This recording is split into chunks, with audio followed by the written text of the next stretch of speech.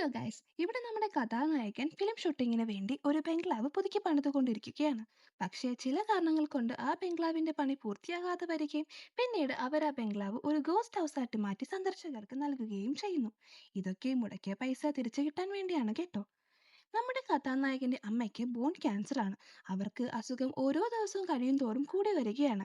അപ്പോഴാണ് ആ ബംഗ്ലാവിൽ നിന്ന് അവർക്ക് ഒരു പിയാനോ കിട്ടുന്നത്. അത് തുറന്നു നോക്കിയപ്പോൾ അതിൽ നിന്ന് ഒരു സ്കെൽറ്റനും ഒരു ഫിലിം റോളും അവർക്ക് കിട്ടി.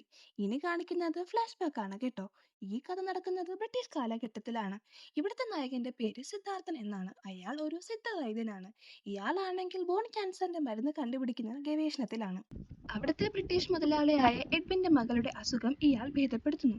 അതിനുശേഷം ഇവർ തമ്മിൽ പ്രണയത്തിലാവുകയും ചെയ്യുന്നു. ലാസ്റ്റ് ഈ എഡ്വിൻ തന്നെ നായകനെയും മകളെയും കൊല്ലുന്നു കേട്ടോ. ബ്രിട്ടീഷ് കാലഘട്ടമല്ലേ, നാട്ടുകാർ ആക്രമിക്കാൻ തുടങ്ങിയതോടെ അതിൽ നിന്ന് രക്ഷപ്പെടാൻ വേണ്ടി ഇയാൾ ഒരു കല്ലറയിൽ ഒളിച്ചിരിക്കുന്നു.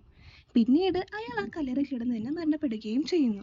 കൂടെ സിദ്ധാർത്ഥൻ കണ്ടുപിടിച്ച ബോൺ ക്യാൻസറിന്റെ മരുന്നും ഉണ്ടായിരുന്നു. ഇയാൾ ഇതെല്ലാം ചെയ്തു കൂട്ടിയത് സിദ്ധാർത്ഥൻ കണ്ടുപിടിച്ച ആ മരുന്ന് കൈക്കലാക്കാനും അതുവഴി പ്രശസ്തി ഇയാൾക്ക് കിട്ടാനും വേണ്ടിയായിരുന്നു. ഇതെല്ലാം മനസ്സിലാക്കി നമ്മുടെ കഥാനായകൻ അമ്മയെ രക്ഷിക്കാൻ വേണ്ടി എങ്ങനെയെങ്കിലും ആ മരുന്ന് എടുക്കണമെന്ന് തീരുമാനിക്കുന്നു. ഒരു പ്രത്യേക ദിവസം, അതായത് 8 ഗ്രഹങ്ങൾ ഒരുമിച്ച് വരുന്ന ആ രാത്രി ആത്മാക്കളുടെ ശക്തി കുറയുകയും ആ ദിവസം തന്നെ ആ മരുന്ന് എടുക്കണമെന്ന് അയാൾ തീരുമാനിക്കുകയും ചെയ്യുന്നു.